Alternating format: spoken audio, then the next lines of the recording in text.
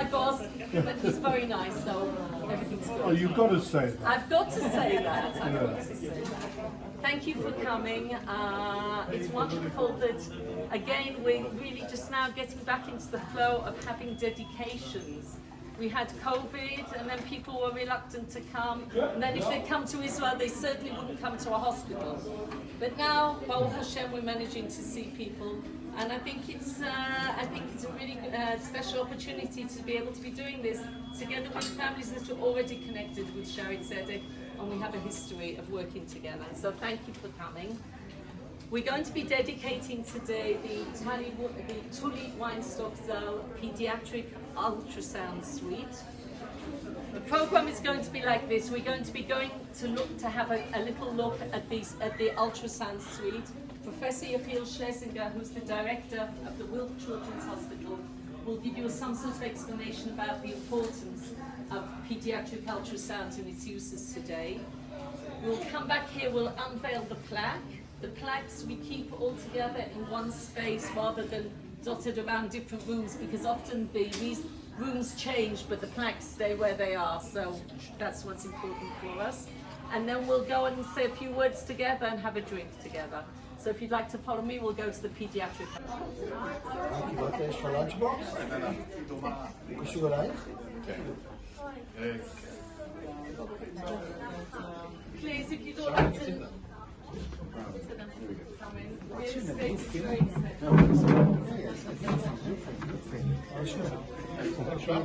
I'm also trying. So I'd like to hand over to Professor Yechiel Schlesinger, and he'll explain to you a little bit about the importance of the ultrasound service, and especially of the pediatric ultrasound, the reason that it's situated by the pediatric emergency and adjacent to the pediatric department. Professor Schlesinger. Good morning, everybody. What I'll do in a few minutes, try to just explain how important and useful and almost a game changer is this unit in the activity of the Department of Pediatrics. And I would like to thank you very much, all those who were involved and donated this suite in memory of a family member. So basically, ultrasound became a key action in treatment of adults and children, which is just extremely common.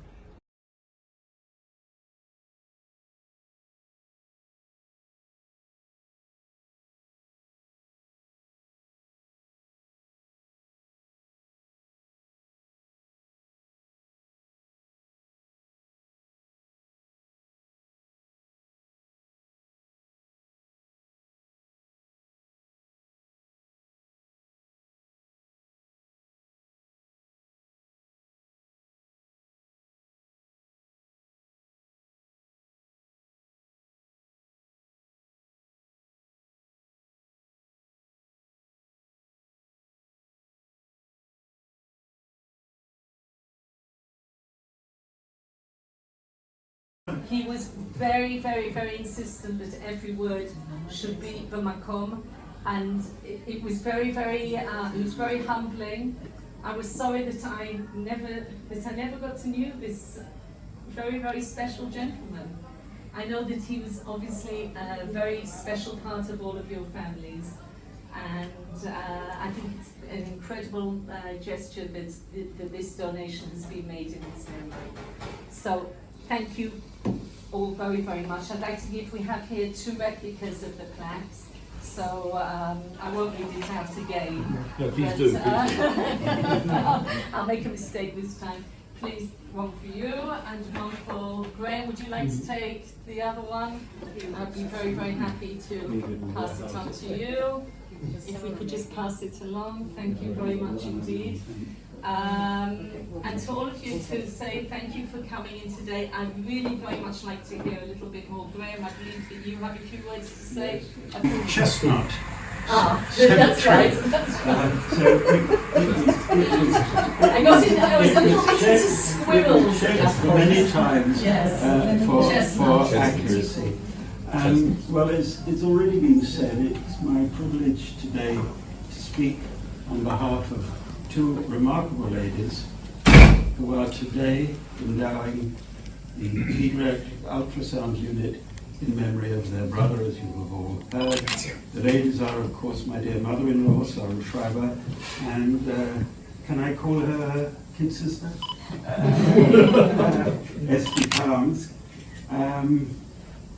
And in memory of their brother Tully, Reb Tully, and her Rav David, all of whom came to London just before the Second World War as refugees from Nazi Austria on the Kinder transport.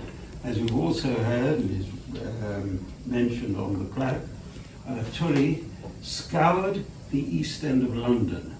Now, in those days, before the Second World War, Whitechapel, the East End of London, was a Jewish enclave. There were, I think, over 130 shuls still in 1938-39, and it was Tully's good fortune, or perhaps hashgacha, that the people of the East End still spoke Yiddish, because he did not yet speak English. And he scoured the East End, and he found a poor family who I think had a daughter who was blind. Yes. And this family took her in, Yiddish-speaking family, and my dear mother-in-law was saved. Tully, as you've heard, passed away just over a year ago at the age of 97, leaving no descendants. And I somehow feel that the family are invoking the words of the Navi Shaare, who promised the childless, Yad Vashem, Tov Mibanim Uvanot. Now, Yad is often translated as a monument. And indeed, there is a reference in Shmuel Bet to Yad Avshalom, which, according to some people, you can still see. And that is clearly a stone monument which he erected in his lifetime, and that is the evidence that Yad is a stone monument. But the Targum Jonathan, uses the word atar, translates Yad as atar, like B'chol atar va'atar in the Kaddish. But it is a place. And I would like to think of the pediatric ultrasound unit as a place, and that this unit will be Uncle Tully's place to help children, so that it will be for him Tov Mibanim Ubanot. And may it be his place, his atar, Le'ilu Nishmato Yehiyeh Zechrono Baruch. Amen. Amen. Very nice.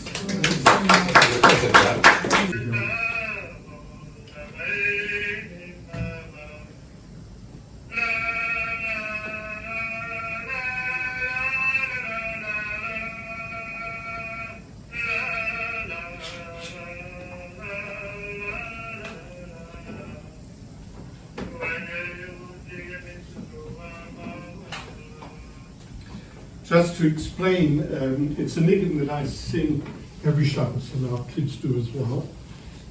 It's from the Nitra Yeshiva where Tully was as a kid, and where my grandmother came from. Her father was the Muradas in the area. And I understand that niggin, I don't think it was unique to Nitra, but they certainly sang it in Nitra, and not many people survive from there, so we keep trying to keep the niggin alive, and that was Tully recorded, I think, by our son Benji many years ago. I remember him singing it, 9 Westminster Road, coming on a Friday night in Sina. Well, that must have been when you and Eugene married, Yes, a long time yes, ago. long time.